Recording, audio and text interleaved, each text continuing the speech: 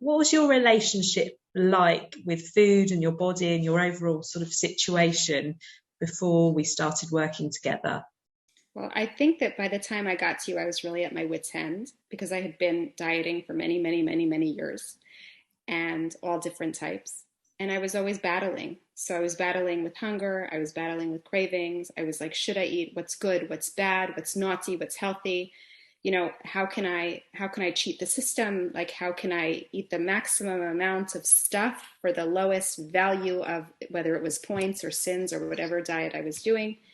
And it was actually very overwhelming. I was thinking about it a lot of the day.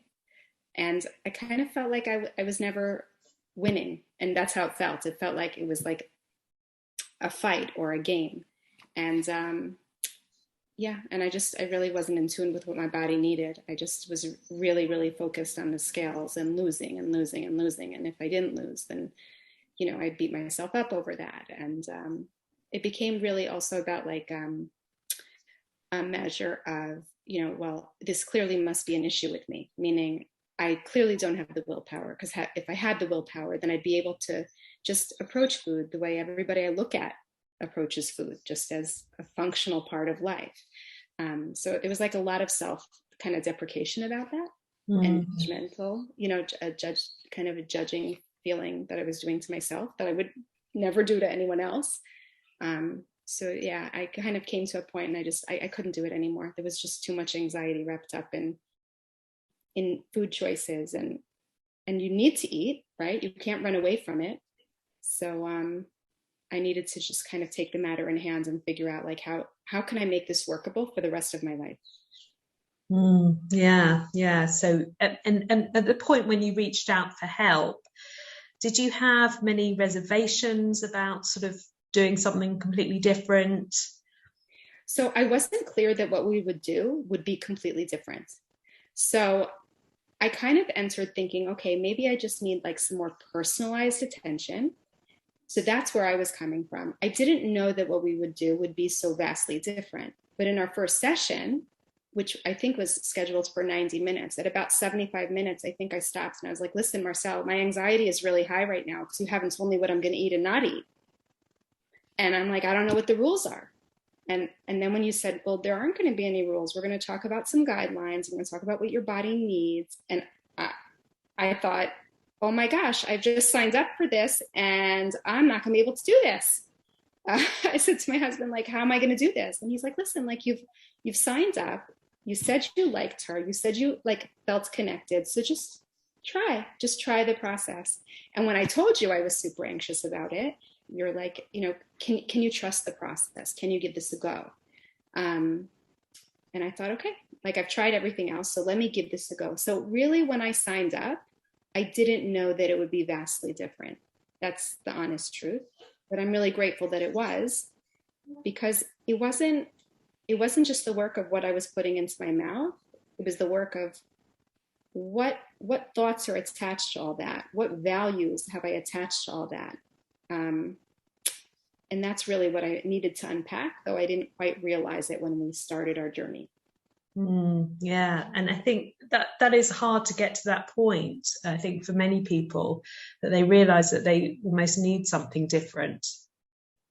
And when you went through the process of working through the program, how did you find it? What did you sort of find the most helpful? So when I was doing it, I think there were lots of moments where I thought, oh my goodness, I, am I crazy? Like I've really bought into all of this media and all of these diet. Like I didn't realize there was another way to think. So when I started the process of like, I remember one of the assignments was like, list your food rules. And I said to you, I don't have any rules. And you kind of, I could now in retrospect, I think, oh my God, you must like been like laughing inside or something, because like everybody has rules, but they weren't at the front of my conscience. So I did have lots and lots of rules. So the more I like journaled and wrote about all the rules I had, the more I would actually sit and I was like crying. I thought, oh my goodness, like this is nuts. Like I've acquired like all these different rules from all these different diets that I've just kind of adapted, that have steered my choices and have really taken over my life. So it was very eye-opening. It was hard. It was hard. It was hard to break a rule. And that was one of the things that we tried to do, was like, well, let's break that rule. Like what would happen if you had a cup of rice, right? Or what would happen if you ate till satiation but didn't measure your food? Those were things that were really new. And when I say that out loud, I hear that that sounds insane, that that's new. But everything, all those diet messages that have come through really started to just take over my thinking. So I needed to kind of realize it and uproot it, but I needed to replace it with something. And very soon into the program, my husband and my very close friend in New York said, you sound different. You sound calmer.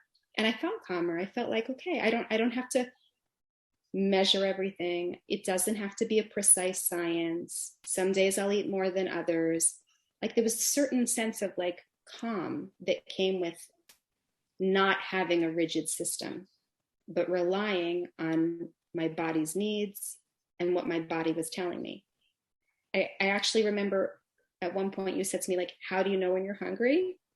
And I guess perhaps you were looking for like some kind of physical signal that I would tell you about. And all I could tell you is like, because I want to kill someone and I'm so angry. That's how I know I'm hungry. Because I had blocked out everything else. Like I wasn't listening to when I'm hungry. I was waiting for the next time to eat, because that's what the diet says, that it, if you space it out like this, and if you eat this much, then you should be able to get to the next juncture. So, so tuning in has been a very big game changer for me. And what would you say, are there any other sort of real benefits that you noticed from changing your whole approach to eating? Well, first of all, I was satiated, and that was a new feeling. I had never been satiated, even after leaving the table from a 3-course meal, because I had cut out all different things because of all the different rules, running through my head. I would leave that 3-course meal hungry. So A, being satiated, and B, because I was eating like whole foods and real meals, and not being afraid of things that I would have considered, no-go zones, like good fats. I'm full, but also I don't have the cravings. So I used to like get through a day to like 4 o'clock and I think, oh, I've done such a great job. I've eaten so clean. I've eaten so well. But then from 4 o'clock till 10 at night, it would be like picking, cups of cereal, half a cookie, half a piece of chocolate. I wouldn't even commit to that. But all those cravings were just so intense. So that ended. And then a surprising result that I had, which I can only correlate to this because this was the biggest change I'd made in my life, was that my premenstrual symptoms, they just stopped. I didn't even know that I was coming on, because everything just was normal. And in the past, that was a very intense time every month. So that's absolutely changed enormously.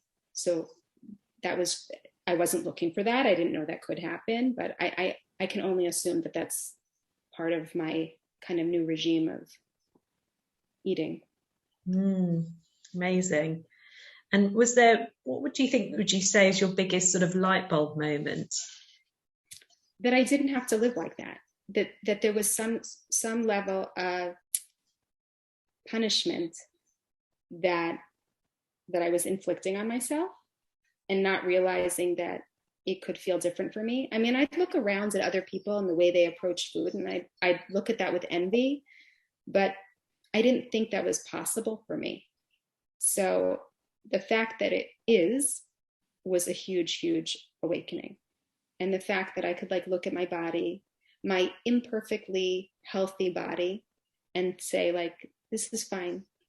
Like that was also a revelation that, I'm going to be 50 shortly. I don't look like a supermodel, and I don't need to look like a supermodel. I've had some health issues and my body has begun to heal. So I need to celebrate that, and to stop chasing really something that is elusive and that perhaps that my worth was tied up in, which really doesn't make sense at all. When I say it out loud, I can't even believe that I'm saying what I'm saying, because it just sounds so crazy to have lived like that for such a long time. What would you say to anyone who might be hesitating about doing that, the program with me, or working with me, or making those changes? I would say it's important to give it a go. Like if you've given everything else a go till now, there's no reason not to give this a go. Um, it's just, it's not a diet. It's just getting into your headspace, adjusting your thought patterns, starting connect again with your body, and just to celebrate life, right? To be able to enjoy food with others, and not put so many parameters around everything. I would just say it's worth giving it a go. Thank you so much. Pleasure. Thank you so much. This has been a really, it's been hard work, but it's been a really exciting journey, and I'm really grateful. So thank you so much, Marcel. Oh, it's a pleasure.